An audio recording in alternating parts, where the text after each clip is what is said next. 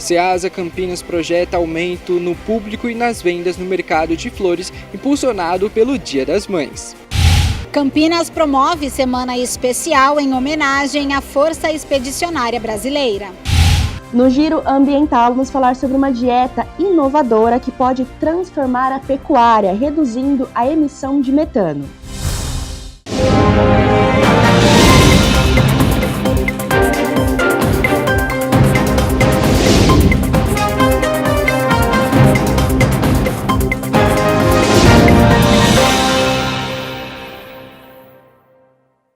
Olá, boa tarde. Chegamos ao meio da semana, quarta-feira, 6 de maio de 2026. Começa agora o Jornal Câmara Notícia. Muito obrigado pela sua companhia, pela sua audiência e participe. Mande a sua mensagem para o número do nosso WhatsApp, 19 é o nosso DDD. Para você que é de Campinas e região já sabe, né? Pode ir direto no número que aparece aqui embaixo da sua tela, 978293776. Ou você tem a opção de enviar esta mensagem apontando a câmera do seu celular para o QR Code. Também já aparece uma mensagem na sua tela, o WhatsApp da TV Câmara Campinas. Você aperta e pode enviar o seu elogio, uma crítica construtiva, o que você quer assistir aqui no nosso telejornal. A gente abre a edição de hoje com as notícias da metrópole. A proximidade do Dia das Mães já movimenta o mercado de flores da Ceasa Campinas. Produtores, comerciantes se preparam para um dos períodos mais importantes do ano, enquanto consumidores antecipam as compras em busca do presente ideal. A nossa equipe foi até o local e mostra como está a movimentação. A Ceasa Campinas já sente o aumento no movimento no mercado de flores com a aproximação do Dia das Mães. A data, considerada uma das mais importantes para o setor, mobiliza produtores, comerciantes e consumidores que buscam antecipar as compras e garantir variedade de opções para presentear. A expectativa é ótima. O Dia das Mães é o carro-chefe, né, do setor. Então, assim, o pessoal, eu falei com alguns permissionários durante a semana, e eles estão aí com uma expectativa de aumento de venda de até 50% no produto ofertado. Como você pode ver, o mercado está bem movimentado. Então, assim, o pessoal está recebendo flor todos os dias. Então, eu acredito que florzinha fresca vai ter até no sábado. A dica é, o horário da manhã é melhor, né? Então, o mercado funciona de segunda, terça, quarta e sexta, das 8 às 16h30, aos sábados das 8 às 13 e nas quintas-feiras a partir das 10 horas da manhã. Ao longo da semana, a estimativa é de milhares de pessoas circulando pelo espaço, com alta média de 30%. Em comparação com anos anteriores, o avanço pode ultrapassar esse percentual. A expectativa é que o movimento mais intenso aconteça neste sábado, véspera do Dia das Mães. E pensando nisso, o mercado de flores preparou uma programação especial com música ao vivo e distribuição gratuita de alimentos. Na semana a gente está prevendo aí receber entre 15 e 16 mil pessoas. No sábado a gente faz aí uma conta de até 10 mil pessoas no sábado. E no sábado vai ter um evento aqui, né? Então vai ter música ao vivo, a Ceasa vai servir um escondidinho feito pelas nutricionistas da alimentação escolar, vai distribuir brinde para as mamães. Então assim, a gente espera receber aí em torno de 10 mil pessoas no sábado. Para todos os bolsos, tá? Vamos aí fazer uma média de... Você paga de R$ 7,50 a R$ 200. Então assim, e além da flor, a gente também tem kit de café da manhã, pelúcia, aromatizante, vasos. Então assim, ó, você encontra o presente para sua mãe aqui, com certeza. Para os permissionários, o período já é de preparação intensa. Com a proximidade da data, muitos reforçaram os estoques, ampliaram a variedade de produtos e apostam no aumento das vendas para impulsionar o faturamento. O Dia das Mães a gente vem trabalhando ele até uns 30 dias antes, né, conversando com os produtores para a gente conseguir ter um volume grande de flor. Mas assim que a gente começa a receber, que o mercado começa a esquentar uns 15 dias antes. Já está bem movimentado então? Já, uns 15 dias o Ceasa já está bem movimentado. E qual a expectativa para essa última semana e para esses últimos dias que antecedem o Dia das Mães? A expectativa de aumento de venda é entre 50% a 70%. E para o pessoal que está vindo aqui, o que eles estão mais procurando? Quais flores eles estão mais procurando? Olha, tem o nosso público que vem para presentear, né, alguns comerciantes que vêm para poder fazer a distribuição. O pessoal procura bastante vaso pote 6.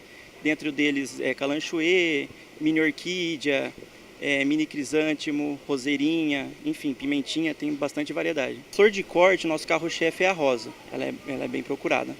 E também os mix, né, de flores, o pessoal vem aqui, escolhe um mixinho de flor para poder montar um arranjo e presentear as mães. De diferente assim, eu acredito que cresceu bastante a questão de planta verde. Antes não tinha uma procura tão grande, eu acho que agora o pessoal tá dando uma atenção também em questão de planta verde, não só a planta com flor em si. E tem gente que não deixou para a última hora e já passou pelo mercado para garantir o presente. A busca é por variedade, praticidade e opções que agradam diferentes estilos de mães. Pro Dia das Mães. Vai presentear sua mamãe, então? Isso, a gente tem um ateliê lá em Bragança Paulista, então a gente vende também. Ah, vocês vendem e presenteiam a mãe também? A gente presenteia a nossa mãe e a mãe dos nossos amigos, dos nossos clientes também.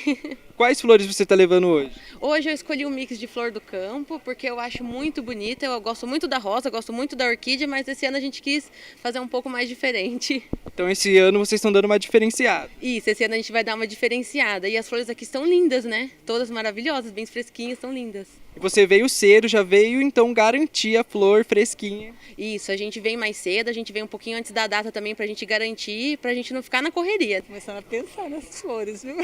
Quais flores você está vendo aqui hoje? Aqui eu estou vendo suculentas, vi rosas também, orquídeas. Aqui é maravilhoso, né? Aqui é perfeito.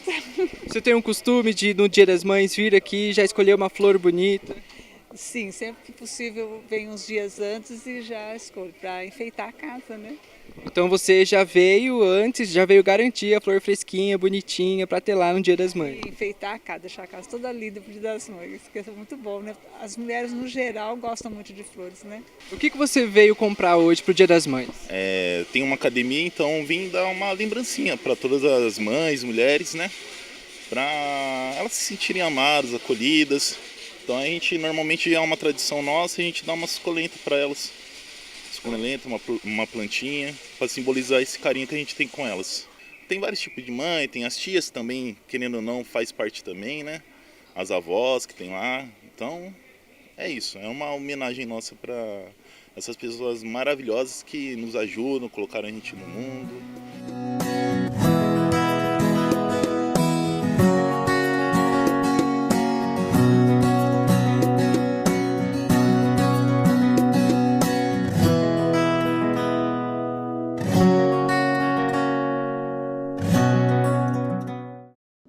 Campinas promove uma semana especial em homenagem à Força Expedicionária Brasileira e dos pracinhas campineiros que combateram na Itália durante a Segunda Guerra Mundial. A programação inclui palestras, visita guiada ao Museu da Força Expedicionária e exposição de viaturas. Tudo gratuito. Com um cenário histórico e interativo, a abertura oficial dedicada à Força Expedicionária Brasileira aconteceu no Paço Municipal de Campinas.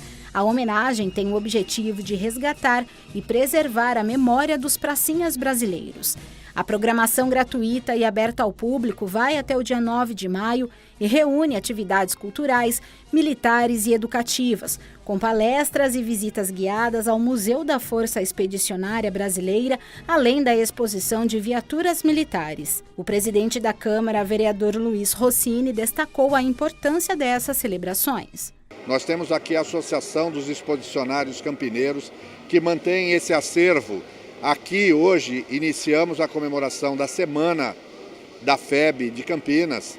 Aqui mostra o que seria uma cena de guerra, né? Com barracas, equipamentos, armamentos da época, que hoje estão inclusive no Museu dos Expedicionários de Campinas. E nós, conversando com a entidade, resolvemos oficializar, incluir no calendário oficial de Campinas, a Semana da Força Expedicionária Brasileira. Entre os mais de 25 mil brasileiros que lutaram na Segunda Guerra Mundial, 328 tinham uma ligação com Campinas. Homens que carregaram não só a farda, mas também identidade e história para os campos de batalha. É uma semana importante porque eu acho que uma vida com propósito ela se faz de legado. E o que a gente costuma dizer é que as pessoas passam pelas instituições, mas as instituições elas se sobrepujam às pessoas. Eu acho que quando a gente reverencia a memória daqueles que combateram nos campos da Itália, a gente materializa no presente toda aquela solidariedade que foi levada pelos pracinhas ao povo italiano. Então, acho que nessa semana a gente convida toda a sociedade que participem das atividades que estão previstas e que vai culminar com uma cerimônia que vai ser feita no próximo dia 9, em que a gente comemora o Dia da Vitória. A semana é promovida pela Associação dos Expedicionários Campineiros, que tinha como finalidade dar um suporte e apoio aos militares. Então, num primeiro momento, eles buscavam o que? A associação buscavam recolocação profissional para esses pracinhas, buscavam atendimento médico, às vezes aquisição de medicamento, todo tipo de auxílio que eles pudessem prestar. Hoje, a associação já tem um foco um pouco diferente, que é justamente, como eu falei, o de preservar a memória dos pracinhas, né, dos expedicionários. Então, nós temos uma sede aqui em Campinas, onde existe um museu que preserva essa memória com peças da época, né? Um museu que pode ser visitado mediante um agendamento. E surgiu essa proposta esse ano da criação da Semana da Força Expedicionária Brasileira, que a gente espera se prolongue por vários anos, né? E que a cada ano seja melhor ainda, e sempre com esse intuito de honrar, né, os nossos pracinhas de Campinas e preservar a memória de tudo que eles fizeram, que lutaram, como diz o nosso logo, lutaram pela liberdade e democracia. Para a secretária de Cultura e Turismo de Campinas, Alexandra Caprioli, essa homenagem é fundamental para garantir que a luta dos pracinhas não fique no esquecimento. Eu acho que é o maior legado de você poder marcar uma semana é preservar essa memória. E, ao mesmo tempo, ela estando no calendário de Campinas, a gente vai fazer um trabalho junto às escolas. A Secretaria de Cultura ajuda também a FEB num museu que eles têm, que conta essa história. Então, eu acho que a gente precisa aproveitar esse momento para divulgar, para a população saber das histórias dos pracinhas de Campinas, que foram mais de 350 que estiveram na guerra, né? Aí honrando a nossa cidade e o Brasil, e preservar essa memória. Acho que esse é o maior legado que a gente pode, honrar essa memória desses pracinhas. Semana, e eu fico feliz de ter sido instrumento para oficializar e incluir no calendário oficial de Campinas a Semana da Força Expedicionária Brasileira.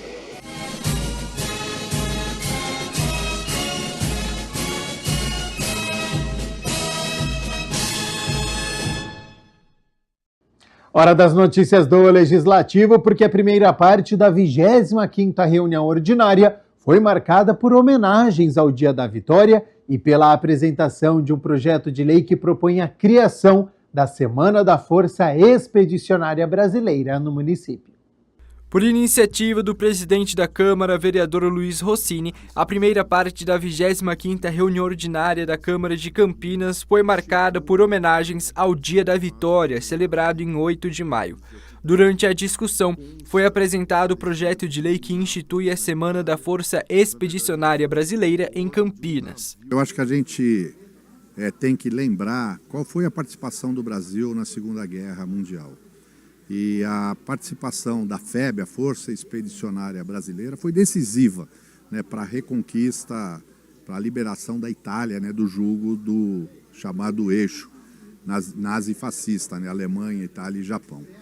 E essa semana, ela tem por objetivo a gente relembrar isso e valorizar a memória daqueles que foram lá lutar por ideais que a gente acredita até hoje, né?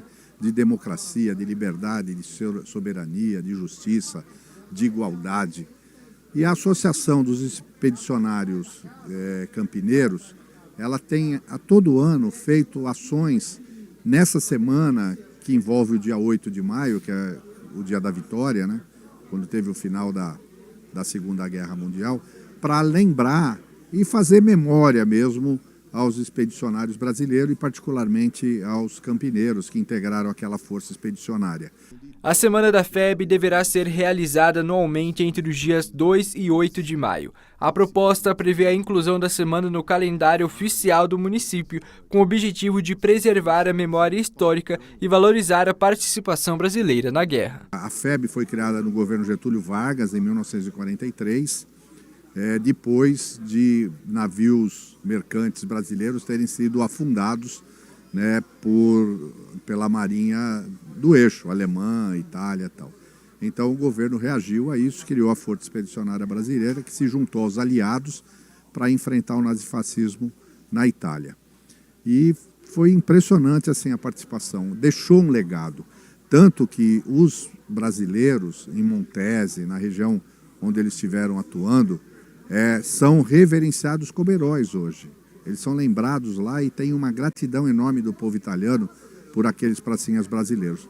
Que além da luta de enfrentar o inimigo, de conquistar e reconquistar cidades, eles mostraram um lado brasileiro de acolhida, de fraternidade, né, de solidariedade nunca visto. A reunião contou ainda com a presença de representantes de entidades ligadas à memória militar, como a Associação dos Expedicionários Campineiros e a Companhia de Viaturas Militares Antigas do Interior de São Paulo. É um legado primeiro de coragem e sacrifício.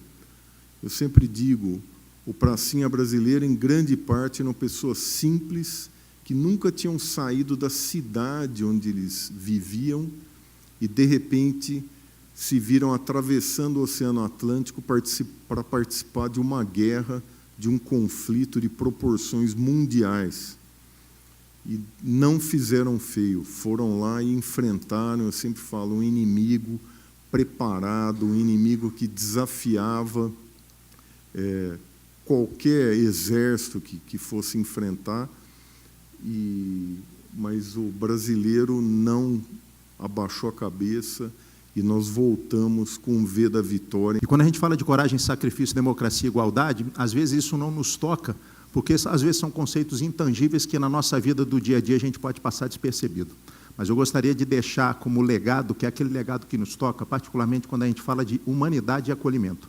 Eu acho que quando a gente fala de pracinhas na FEB, o que nos remete o legado do pracinha na FEB foi a forma como eles saíram do Brasil para cumprir uma missão para a qual eles foram convocados para defender os ideais de democracia e igualdade na Itália, mas que não perderam o caráter de humanos. A humanidade e a solidariedade sempre estiveram presentes nas inúmeras campanhas. Por mais que em Monte Castelo nós tenhamos perdido a maior parte do contingente na Europa, veio da tomada de Monte Castelo, os pracinhas não deixaram de ter humanidade e solidariedade. Também participou da primeira parte da sessão o vereador Luiz Iabico, acompanhando as homenagens e a apresentação do projeto. Presidente, não poderia deixar de parabenizar a Vossa Excelência pela iniciativa de protocolizar o projeto de lei, criando a Semana da FEB. O senhor pode ficar tranquilo que a bancada republicana estará votando em peso. Eu, como vice-líder do governo, também vou falar com os vereadores para que votemos em peso esse projeto. Parabéns a todos. Requerimento do vereador Wagner Romão, protocolado aqui na Câmara de Campinas, pede explicações sobre a poda e a retirada de árvores na Praça do Coco, em Barão Geraldo. A iniciativa busca esclarecer se as intervenções seguiram critérios técnicos e a legislação ambiental. O requerimento é de autoria do vereador Wagner Romão.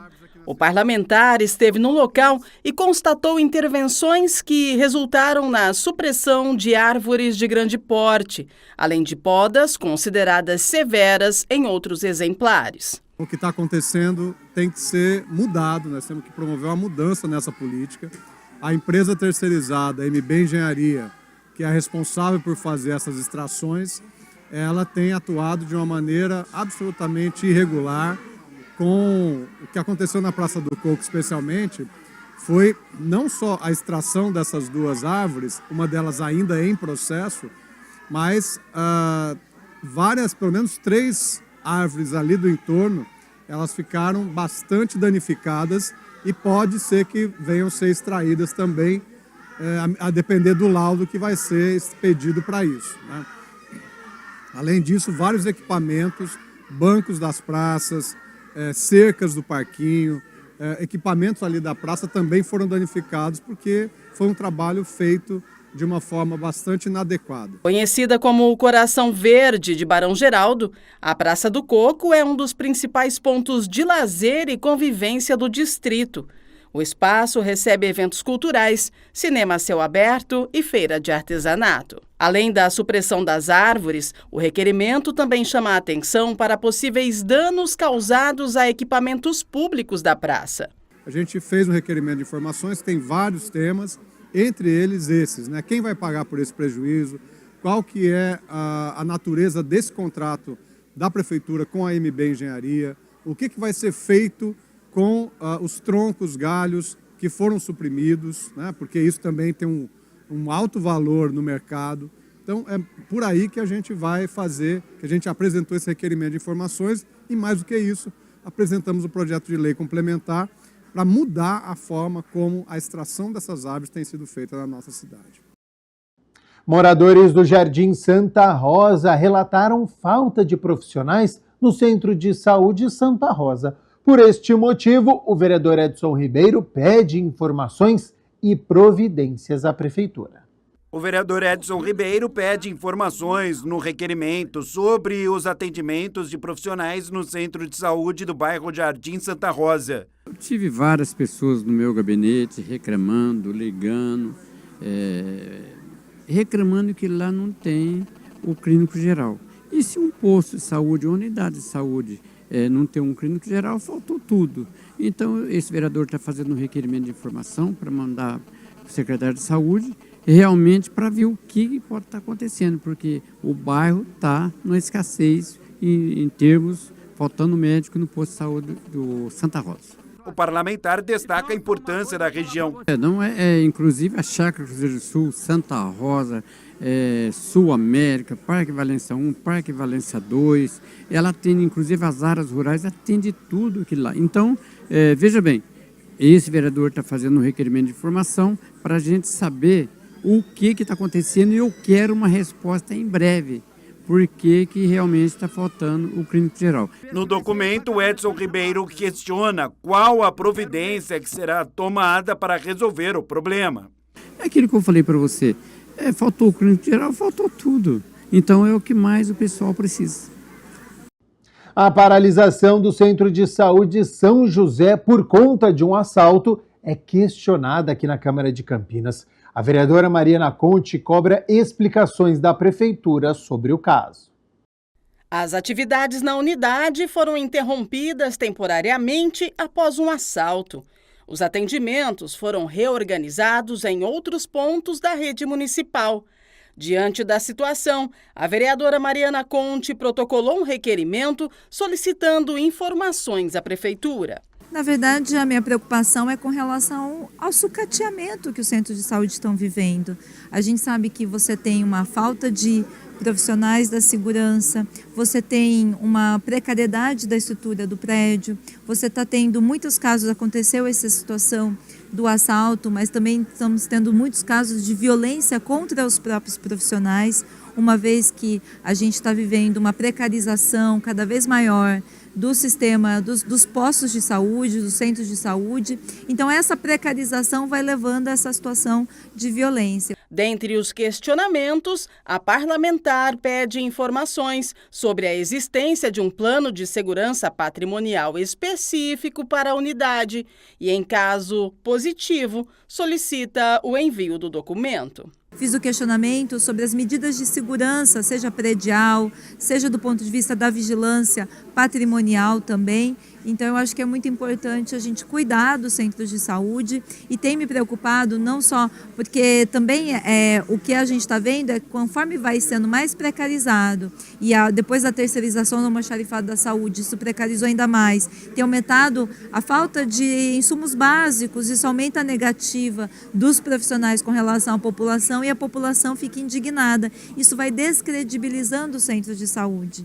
O atendimento presencial no Centro de Saúde São José já foi normalizado, Mas a preocupação agora é com a estabilidade do serviço. Tem me preocupado não só porque também o que a gente está vendo é que conforme vai sendo mais precarizado e depois da terceirização do almoxarifado da saúde, isso precarizou ainda mais, tem aumentado a falta de insumos básicos, isso aumenta a negativa dos profissionais com relação à população e a população fica indignada. Isso vai descredibilizando o centro de saúde, né? Porque até então o centro de saúde gozavam de um respeito da população. E a gente tem visto que o centro de saúde tem cada vez mais sendo caído em descrédito, inclusive com violência contra os profissionais.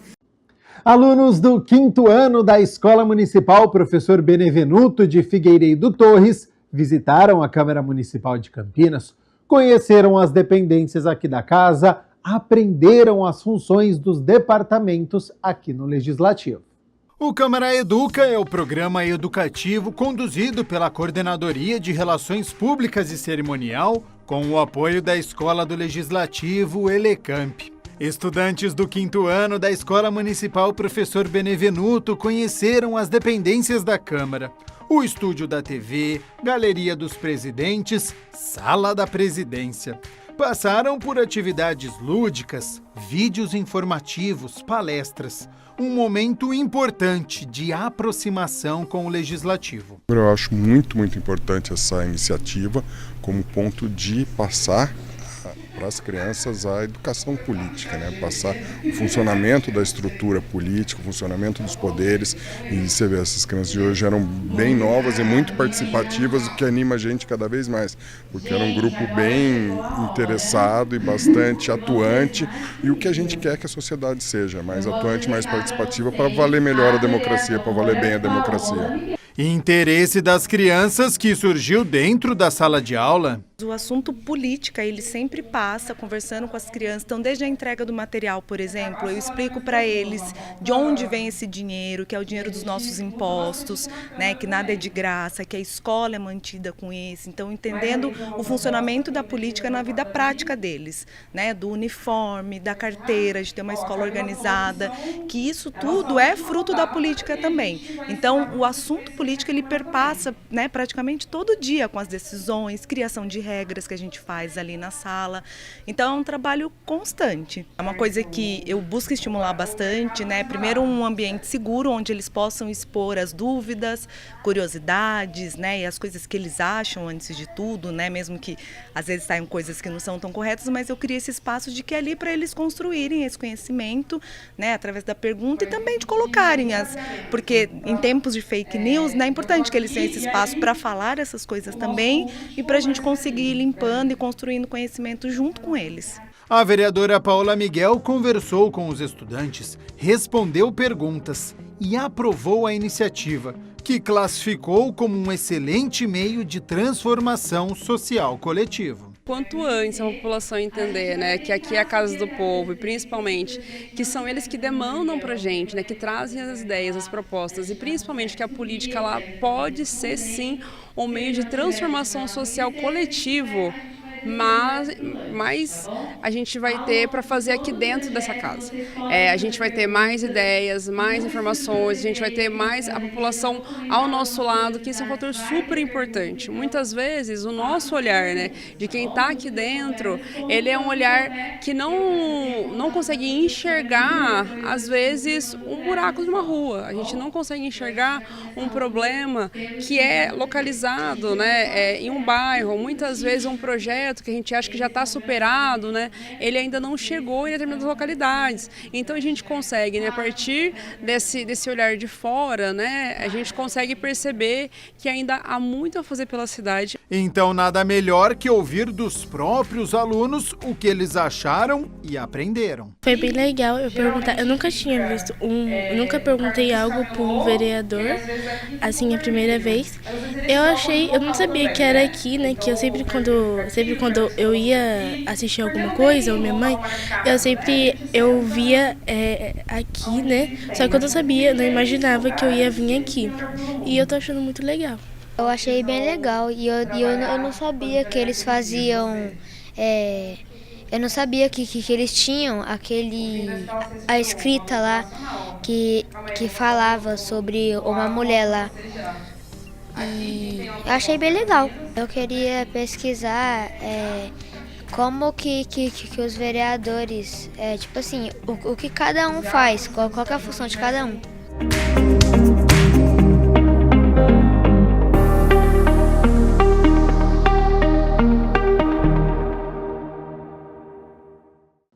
A gente segue aqui com o Jornal Câmara Notícia nesta quarta-feira, dia 6 de maio, e olha só, um pecuarista desenvolveu uma dieta para o gado que reduz a emissão do gás metano, um dos principais causadores do efeito estufa.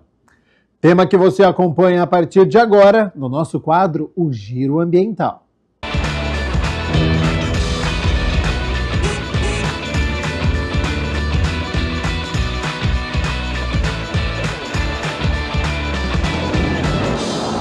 Olá, está começando mais um Giro Ambiental. Hoje vamos falar sobre uma inovação que pode ajudar a combater as mudanças climáticas diretamente no campo. Uma dieta desenvolvida para o gado que reduz significativamente a emissão de metano, um dos principais gases responsáveis pelo efeito estufa. A tecnologia surgiu dentro de uma fazenda no Mato Grosso e já chama a atenção da comunidade científica internacional. E para entender como isso funciona e quais os impactos dessa solução, vamos conversar agora com o pesquisador do Instituto de Zootecnia, Geraldo Balieiro. Professor, muito obrigada por nos atender e seja bem-vindo ao Giro Ambiental. É um prazer estar com vocês para esclarecer os resultados desse trabalho. Para começar, eu queria que você contasse um pouco como que surgiu essa dieta. A motivação inicial dela já era com esse objetivo climático? Não, problemas para produção de volumoso na fazenda, né? No Brasil Central a gente tem uma série de gargalos, né? Com o maquinário, a área para produzir a forragem, os silos, a infraestrutura para estocar esse volumoso para fornecer para os animais e a operação também de fornecer para os animais. Então, além de envolver área e infraestrutura, tem o custo operacional também do fornecimento desse volumoso, e com isso, então, normalmente a gente tenta, em confinamento, aumentar a quantidade de alimentos concentrados, né, que a gente aumenta a densidade energética da dieta, acaba melhorando a eficiência do desempenho animal, e com isso você reduz o trabalho de fornecimento dos alimentos. Então, por conta disso, a gente tenta reduzir esses volumosos para facilitar o manejo e não depender tanto de área, não depender da produção de volumoso na fazenda. Esse foi o primeiro passo, assim, o problema a ser resolvido, né? E a indústria, então, a MJ Nutrição Animal, desenvolveu uma molécula que ela sequestra hidrogênio no rumen, né? E dessa forma ela evita problemas de distúrbios metabólicos como a acidose ruminal. E aí acabou permitindo, então, tirar todo esse volumoso da dieta dos animais, uma dieta completa, só com ingredientes concentrados, a dieta completamente seca, né? E isso facilitou muito o manejo dos animais, porque você pode fazer uma reposição semanal, às vezes até menos, dependendo do tamanho do comedor automático ou do número de animais que você tem para alimentar, mas o fato é que reduz muito o custo operacional, o custo de infraestrutura, o custo não necessita de áreas para você produzir essa forragem, e com isso, então, como o metano ele vem da degradação da fibra, e essa dieta reduziu a fibra, a fermentação ruminal, né, do volumoso, reduziu substancialmente também a emissão de metano. Certo. E, professor, por que esse metano, né, que é emitido pelos gados, ele é tão prejudicial para o meio ambiente? Na verdade, a pecuária não é a vilã, né? A gente tem um consenso público, mesmo por conta dos dados do IPCC, que o metano ele tem uma perturbação no ambiente, né, de 28, 26, 30 vezes mais do que o dióxido de carbono, que seria um equivalente. Mas a gente tem, às vezes as pessoas pedem para a gente comparar com carro, a vaca com carro, e a gente tem que entender o seguinte, que os animais ruminantes, eles estão comendo capim que foi sequestrado, foi captado esse carbono da atmosfera através da fotossíntese. Então, nós estamos fazendo uma ciclagem desse carbono, a vaca vai fermentar isso no rumen e vai produzir alimentos nobres, como a carne, o leite. Então, é um ciclo, nós não estamos com isso inserindo carbono na atmosfera, né? Diferente de quando você está queimando carvão, combustível fóssil, que aí sim você está adicionando um carbono. E essa relação de 30 vezes que aquece mais do que essa equivalência com dióxido de carbono, ela tem sido muito discutida, porque os físicos explicam que numa condição normal, a gente tem um gás na atmosfera que chama hidróxido, que ele é um detergente, ele limpa toda a sujeira que a gente joga na atmosfera. E até esse metano atingir a estratosfera, ou seja, na toposfera tem uma camada de ar de 7 quilômetros. Em condições normais, esse hidróxido limpa o CH4, o metano, ele reage e o metano simplesmente desaparece em menos de 100 dias. Então não há problema.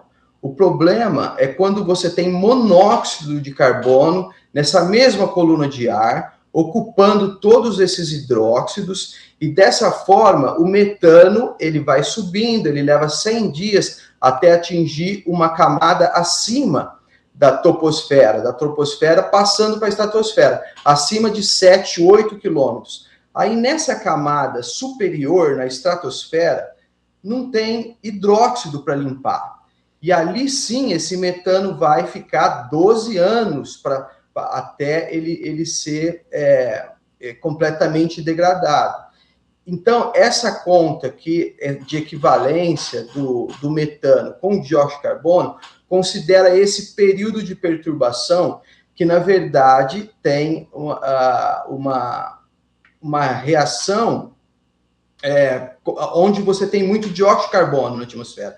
Então, às vezes, tem alguns filmes da NASA, uma tecnologia muito recente, que mostram o metano passando para a estratosfera em locais onde não tem gado, não é proporcional essa emissão de metano com as regiões onde tem maior densidade de rebanho, por exemplo, na Etiópia, onde você tem grande densidade de gado e você tem pouca emissão, porque não tem dióxido de carbono, não tem monóxido de carbono ocupando esses hidróxidos, então esse metano simplesmente ele é limpo na atmosfera antes de ir para a estratosfera. Em 100 dias ele desaparece.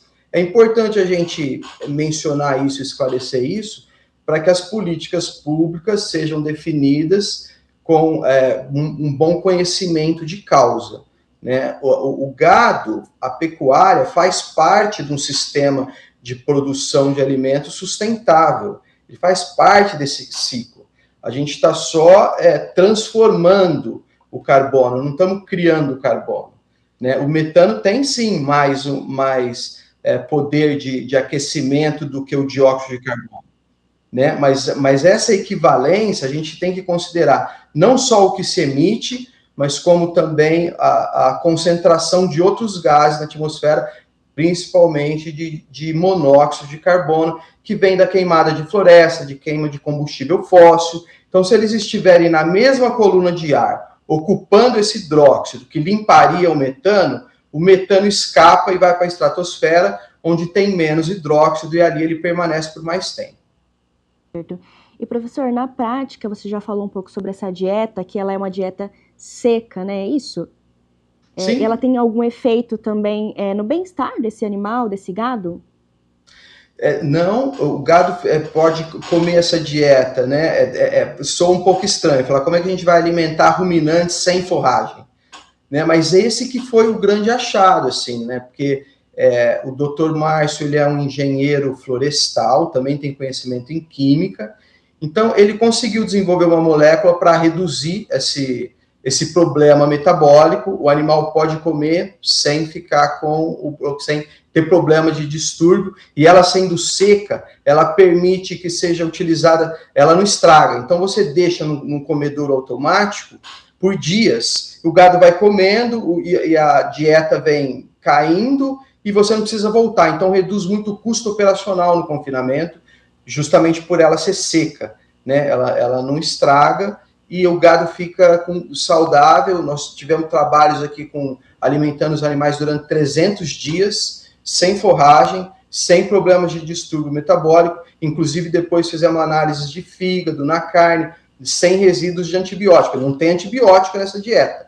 E no tratamento controle, a gente estava usando alguns ionóforos, virgenemicina, onde pôde ser detectada no fígado dos animais uma quantidade dentro do limite permitido, mas ela é detectável lá. A dieta do Dr. Márcio não tem antibiótico, não tem ionóforo, nem monenzina, nem virgenemicina, e ela permite essas vantagens operacionais. E professor, essa carne também do animal com essa dieta, ela fica diferente, tem um sabor diferente? Vocês citam isso na pesquisa também? Ela teve uma coloração mais vermelha e uma textura, uma maior maciez.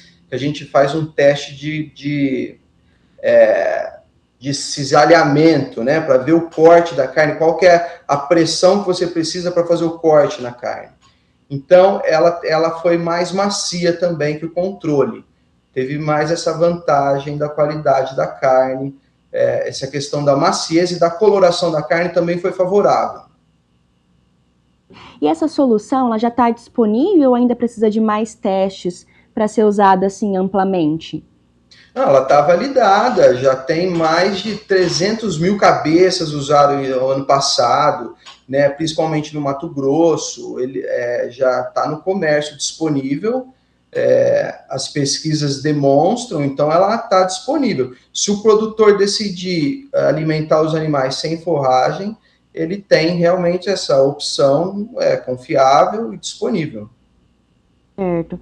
E no caso também, existe alguma limitação ou algum risco com esse tipo de dieta? Ela é segura? Ela é segura, ela não risco assim para a saúde do animal não. Normalmente o Dr. Márcio acompanha e ele tem os técnicos habilitados para explicar como que é a utilização, né, a adaptação da dieta, e não há problema algum em termos de segurança alimentar, nem segurança em termos de saúde para os animais. Né? Claro que a decisão é do proprietário, né, do pecuarista, ele deve considerar as vantagens, né, e, enfim, mas restrições não existem. Professor, para encerrar o programa, o que você espera dessa pesquisa para o futuro, né? Essa solução pode mudar também a forma como a pecuária ela é vista pela sociedade, pode mudar a forma como é tratado esses animais também? É sempre bom. A gente tem várias opções, né, para reduzir o metano. A gente já comentou como essa tecnologia foi desenvolvida, tem várias outras tecnologias que também mitigam a emissão de metano, né? Você tirando a forragem, inclusive nós fizemos um trabalho com a mesma, eu incluí a forragem na dieta do Dr. Márcio Jorge para isolar o efeito da molécula que ele desenvolveu, que ela sequestra hidrogênio. O hidrogênio é a matéria-prima para a formação de metano no rumen. Então a molécula dele faz o mesmo papel do metano, ela sequestra o hidrogênio. Eu pus o mesmo nível de fibra nas dietas para isolar o efeito da molécula, e ela reduziu 40% a emissão de metano. Então, essa redução de mais de 70% por quilo de carne produzido é uma combinação do efeito da molécula e do efeito da retirada da fibra da dieta. Né? Existem várias outras formas de você contribuir, né, com um sistema mais eficiente, com menor impacto ambiental, mas certamente essa é uma contribuição substancial significativa. Agora, para o futuro, eu acho que depende muito da escolha do produtor, né, da conscientização, da situação de cada propriedade, para tomar a melhor decisão, né? O metano, é bom comentar que ele é uma perda de energia. Então, quando a gente reduz o metano, a gente está melhorando a eficiência da utilização de energia dos alimentos, né? Então, tem outras formas também de melhorar a eficiência produtiva dos animais. Certo, perfeito. Conversamos então com o pesquisador Geraldo Balieiro sobre essa dieta inovadora que pode transformar a pecuária, reduzindo significativamente a emissão de metano e contribuindo para o combate às mudanças climáticas. Professor, muito obrigada pela sua participação e por compartilhar com a gente esse conhecimento, essa pesquisa tão importante. Eu agradeço a oportunidade, é um prazer estar com vocês. Disponha, estamos disponíveis. Obrigada também pela sua audiência. O Giro Ambiental segue com as informações e curiosidades do meio ambiente. Até o próximo programa. O Zoológico de São Paulo, em parceria com o SEMPAS da Unesp, realizou a primeira transfusão de sangue entre onças pintadas no Brasil. A doadora foi Juana, de 4 anos, que forneceu cerca de 800 ml de sangue para Jack, uma onça de 18 anos em tratamento contra a doença renal crônica. A coleta aconteceu no Hospital Veterinário do Zoológico e a transfusão foi feita em Botucatu. Segundo os especialistas, os 2 animais responderam bem ao procedimento, considerado inédito no país.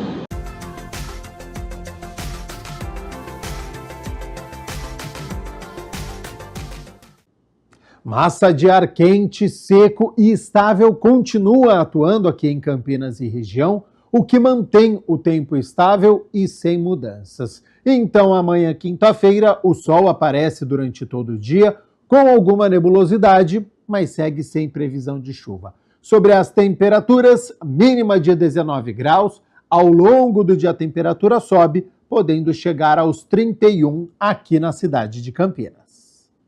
O Jornal Câmara Notícia fica por aqui. Muito obrigado pela sua companhia, pela sua audiência. Continue na nossa programação e nos vemos amanhã na quinta-feira. Até lá.